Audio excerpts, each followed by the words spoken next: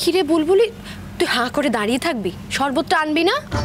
আসলে দিঠিদি এলে না, দিঠিদির কাছ থেকে যেতে ইচ্ছা করে না আমার। আচ্ছা, লেখাপড়াটা কেমন হচ্ছে?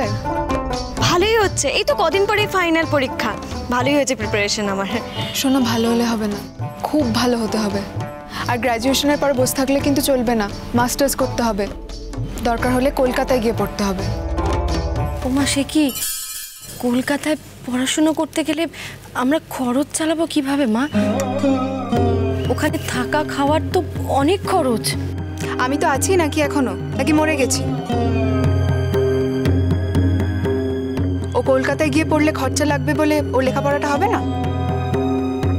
আমি যদি কলকাতায় গিয়ে পড়াশোনা করতে পারি না, আমি আর কিচ্ছু চাই না, জানো তো।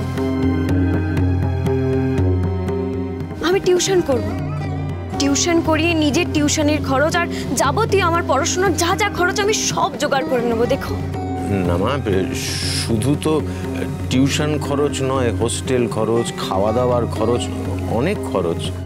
সব হয়ে যাবে কাকু, তুমি এত ভেবো না। বাবা, তারপর তো ছোট ফিরেই আসবে। আর ছোট ফিরে এলে তো ও নিশ্চয়ই কিছু কাজ করবে। আমাদের বুলবুলি ভালো করে লেখাপড়া করলে তো ওর ভবিষ্যতের জন্যই ভালো। একটা ভালো চাকরি পেলে তো ওর জীবনটাও দাঁড়িয়ে যাবে। এইটুকু সাপোর্ট তো আমাদের করা উচিত ওকে। তুমি কিন্তু আর অন্য কিচ্ছু ভাবতে যেও না বুলবুলি, তুমি শুধু মন দিয়ে লেখাপড়া করো।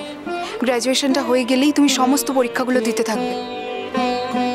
আর একটা কথা, কলকাতায় মাস্টার্সে ভর্তি হতে গেলে কিন্তু অ্যাডমিশন টেস্ট দিতে হয়, মনে থাকবে তো?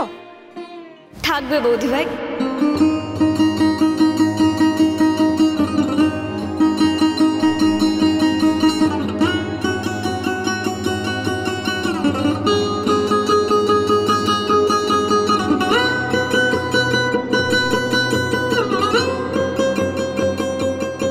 কি বলছো এসব বুলবুলি?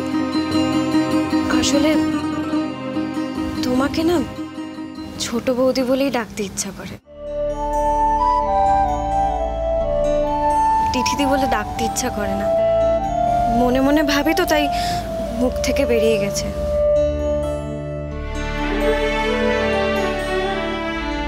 তবে আমি এও জানি আর বেশি দিন আমাদেরকে অপেক্ষা করে থাকতে হবে না। দিঠিদি বলে বেশি দিন ডাকতেই হবে না, তোমায় ছোট বৌদি বলেই ডাকতে পারবো।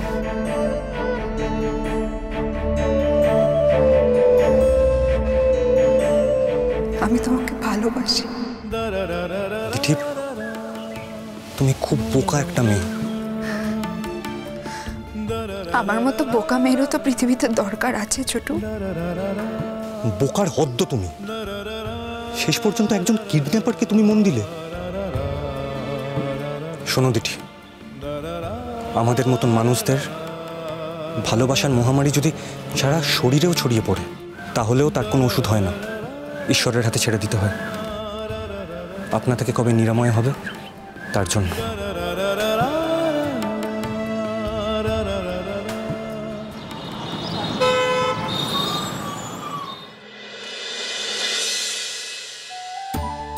এই চল একটা সেলফি তুলি।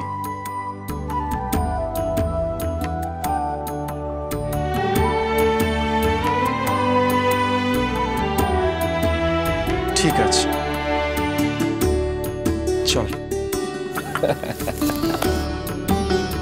ডিঙ্কা, হ্যাঁ এই দেখ, পাড়ার ছেলেমেয়েরা সব তোর সাথে দেখা করতে এসেছে। তাই? কই দেখি, আয়।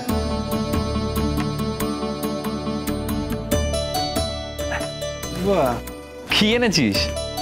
এইটুকু তোমার ফুল। আমার জন্য ফুল এনেছিস? আমি পাড়ার ছেলে, চ্যাংড়ামো হচ্ছে। দেখি দেখি দে, এনেছিস যখন। বাহ, খুব সুন্দর হয়েছে। বস, তোরা বস। না না টিঙ্কাদা, বসবো না, তুমি অনেক জার্নি করে এসেছো, আমরা নয় পরে আসি। কতদিন পরে দেখা হচ্ছে টিঙ্কাদা। তাছাড়া তুমি যে আমাদের পাড়ায় থাকো এটা বলে লোকজন বিশ্বাসই করেন না, অবাক হয়ে যান। সবাই তোমার কথা জানতে চায়, তোমার ছোটবেলাকার কথা জানতে চায়। তাই জানতে চায়? তাহলে ওদেরকে কি বলবি বলতো? বলবি তোদের যেরকম দুটো হাত দুটো পা আছে, এক্স্যাক্টলি আমারও দুটো হাত দুটো পা আছে, আলাদা কিচ্ছু নেই। শোন শোন, তুই জানিস আমাদের দল এখন কত শো করে? শুধুমাত্র তোর জন্য। প্রত্যুষ সেনগুপ্ত একসময় আমাদের দলে ছিল, সেই নামেই আমরা এখন শো পাই। প্রত্যুষ প্রত্যুষ প্রত্যুষ। শোন না, তোর আবার মুম্বাই চলে আয়। আরে তেরে মুঁহ মে ঘি শক্কর। আরে আমরা তো যাওয়ার জন্য বসে আছি, কবে যাবো বল? না, এবার তোদের ডেকে নেবো। আসলে এতদিন তো পায়ের তলার জমি শক্ত ছিল না। হ্যাঁ, কিন্তু আজকে তো আর সে কথাটা বলা যায় না, বল।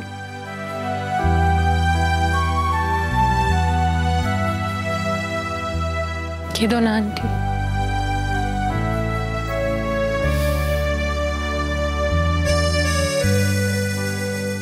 তোমার চোখেও তো জল ওর না? তোমার চোখটা কি শুকনো আছে?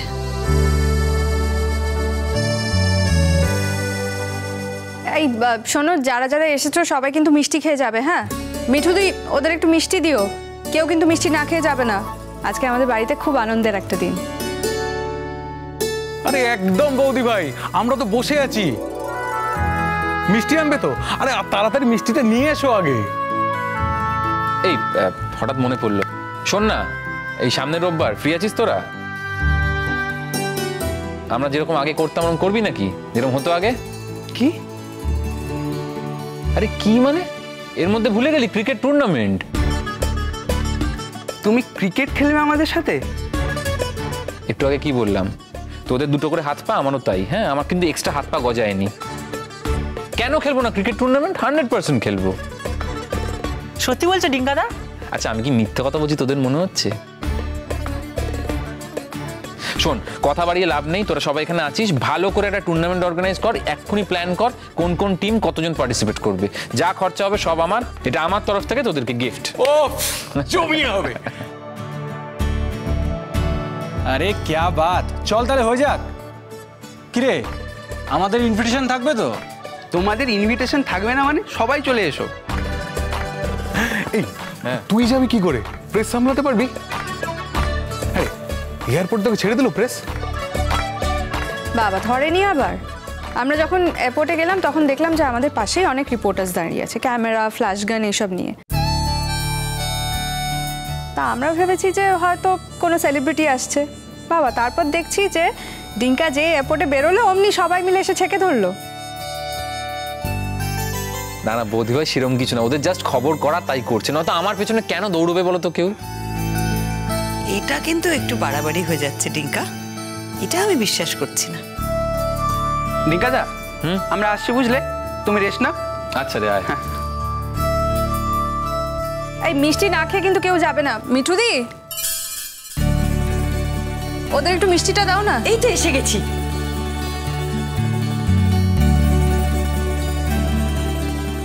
ওমা, তোমরা কোথায় যাচ্ছ? নাও নাও মিষ্টি নাও। কতদিন পরে ডিঙ্কা বাবু আমাদের বাড়িতে এসছে, মিষ্টি মুখ না করে যেতে দেবো? হ্যাঁ হ্যাঁ।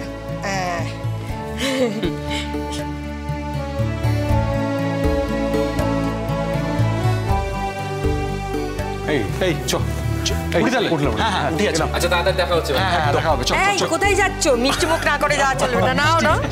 Thank you. Thank you. এই এলাম এলাম। আন্টি আসছি। এলাম। চল চল। আমার দেখতেই পাচ্ছ না? তুমি তো জানো কোন মিষ্টি আমার পছন্দ, একবার অফার করলে না তো? তোমার জন্য আলাদা করে সাজিয়ে এনে দেবো। বাহ, আজকাল আমার জন্য সাজিয়ে গুছিয়ে আনতে হয় বুঝি? বুঝতে পেরেছি, 2 বছর বাড়ির বাইরে ছিলাম তো বাইরের লোক করে দিয়েছো। শোনো মিঠুতি, আমি না রান্নাঘর থেকে মিষ্টি চুরি করে খেতাম, আমায় প্লিজ না সাজিয়ে গুছিয়ে দিও, মানে বাড়ি বাড়ি ফিলিংটাই চলে যায়। তুমি জাস্ট নিয়ে এসো, আমি খাবো। একদিন বাদে বাড়ি ফিরেছি, প্লিজ না, আমি আগে যেরকম ছিলাম ওরকমই থাকতে দাও। তুমি প্লিজ আমায় দাও তো মিষ্টিটা, দাও। ও বাবা, তুমি এই প্লেট থেকে মিষ্টি খাবে? তোমার তো এখন অনেক নাম ডাক।